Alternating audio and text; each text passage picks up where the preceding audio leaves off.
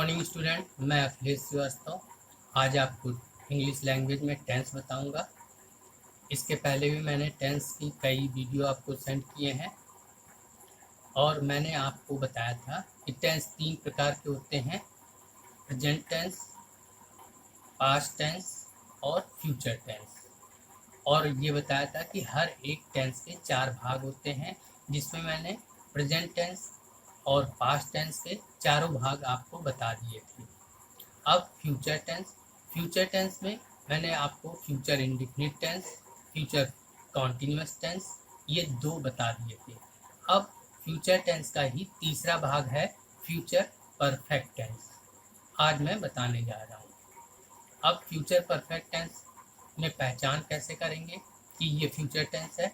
तो future perfect tense की पहचान होती है कि जिन वाक्यों के अंत में चुका होगा, चुके होंगे, चुकी होंगी या किया होगा, लिया होगा, दिया होगा आदि शब्द आते हैं, वो फ्यूचर परफेक्ट टेंस के होते हैं। हर टेंस को करने के लिए हेल्पिंग वर्ब की जरूरत पड़ती है। इसकी हेल्पिंग वर्ब विल हैव और शैल हैव होती है। अब इसमें बनाने का जो नियम है वो नियम है कि अगर सब्जेक्ट हमारा आई और वी आता है, आई यानी मैं और वी यानी हम, अगर ये दो सब्जेक्ट आ जाते हैं तो हम शैल हैव लगाते हैं और इसके बाद वर्ब की थर्ड फॉर्म लगाते हैं और फिर इसके बाद ऑब्जेक्ट लिखते हैं। लेकिन इसी का ये तो मैंने शैल हैव का बताया, लेकिन विल हैव का ढंग अलग है। विल हैव में क्या है, अगर सब्जेक्ट हमारा आई और वी यानी मैं और हम के अलावा और भी अगर कोई सब्जेक्ट आता है तो उन सभी के साथ हम विल हैव का प्रयोग करते हैं और इसके बाद फिर थर्ड फॉर्म और फिर ऑब्जेक्ट लगाते हैं। ये तो हो गए इसके कुछ नियम। अब इनको अच्छे से समझने के लिए हम कुछ एग्जाम्पल करते हैं, जिससे आपको और भी ज़्यादा समझ में आएगा। आइए,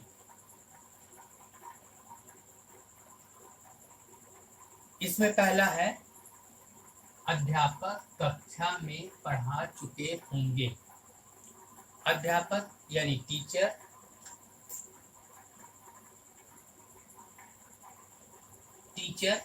अब टीचर मेरा सब्जेक्ट हो गया। अब टीचर के साथ हम क्या लगाएंगे, मैंने बताया था अगर सब्जेक्ट आई और बी होगा तो शैल हैव। अब आई और बी तो है नहीं, यानी दूसरा है, तो हम विल हैव लगाएंगे। तो टीचर विल हैव। अब पढ़ाने की होती टीच, टीच की थर्ड फॉर्म होती है टॉट।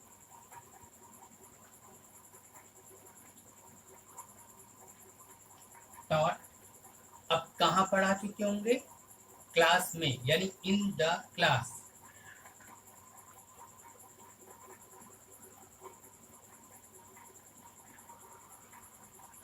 इस तरीके से आपने देखा कि अध्यापक कक्षा में पढ़ा चुके होंगे, teacher will have taught in the class. अब टीचर हमारा सब्जेक्ट हो गया, विल हैव हमारा हेल्पिंग वर्ब हो गई, टॉट थर्ड फॉर्म हो गई और इन द क्लास हमारा ऑब्जेक्ट हो गया। अब इसके बाद हम नेक्स्ट नंबर में आते हैं। नेक्स्ट नंबर में है मैं दिल्ली जा चुका हूँगा। मैं यानी आई, मैंने आपको बताया था आई और वी के साथ हम शैल हैव लगाते हैं। तो यहाँ हमारा सब्जेक्ट आई आया है, आई के साथ शैल हैव।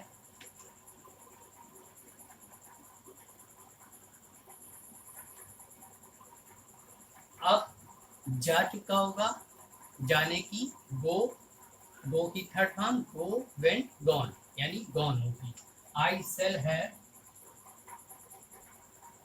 गॉन। अब कहाँ जा चुका होगा, Delhi. I shall have gone to Delhi. तो इसका बना I shall have gone to Delhi. I subject, shall have हमारा helping verb, gone third form और बाकी ऑब्जेक्ट। अब इसके बाद नंबर थर्ड पे आते हैं।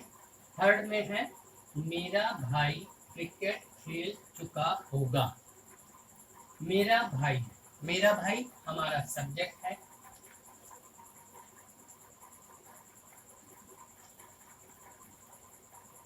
मेरा भाई यानी माई ब्रदर। अब माई ब्रदर है तो विल हैव आएगा।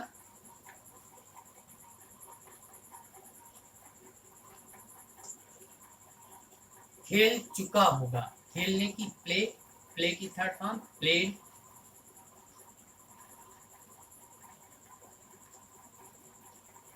अब क्या खेल चुका होगा? क्रिकेट।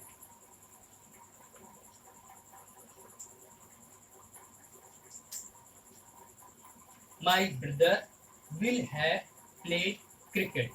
मेरा भाई क्रिकेट खेल चुका होगा। अब इसके बाद नंबर फोर्थ आता है, वह भोजन कर चुका होगा। वह यानी हिंदी है, इसकी इंग्लिश ही आएगी। ही आया यानी will have.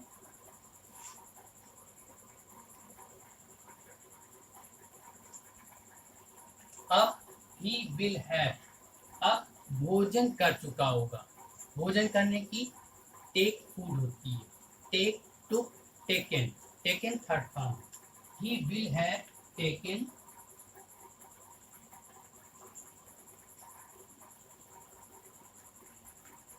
Taken food. He will have taken food. अब इसके बाद मेरा लास्ट नंबर है, मैं अपना पाठ याद कर चुका हूँगा।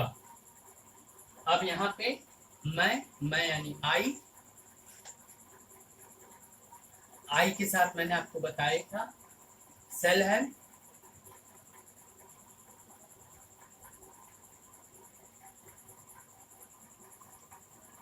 आई शैल हैव। अब पाठ याद करना, याद करने के लिए लर्न होती है, थर्ड फॉर्म लर्न हो जाती है। लर्न अपना पाठ, अपना यानी हिज, लेकिन यहाँ पे हिज नहीं आएगा, यहाँ आई है, आई के साथ अपने के लिए माई आता है।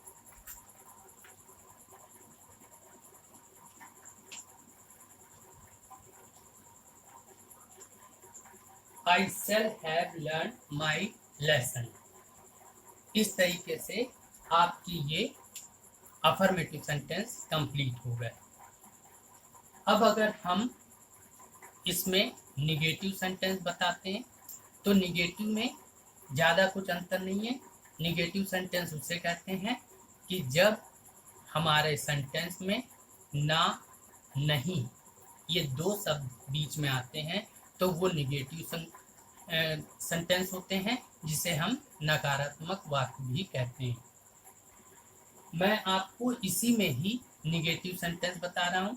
निगेटिव सेंटेंस जैसे अध्यापक कक्षा में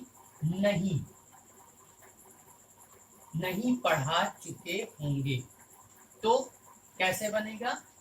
अब विल हैव और शैल हैव इसकी हेल्पिंग वर्ब होती है, और अगर निगेटिव होगा तो विल नॉट हैव या शैल नॉट हैव, यानी विल हैव के बीच में, शैल हैव के बीच में नॉट लगा देते हैं, बाकी सब कुछ सेम रहता है। लेकिन इसका मैं आपको नेक्स्ट वीडियो में बताऊंगा।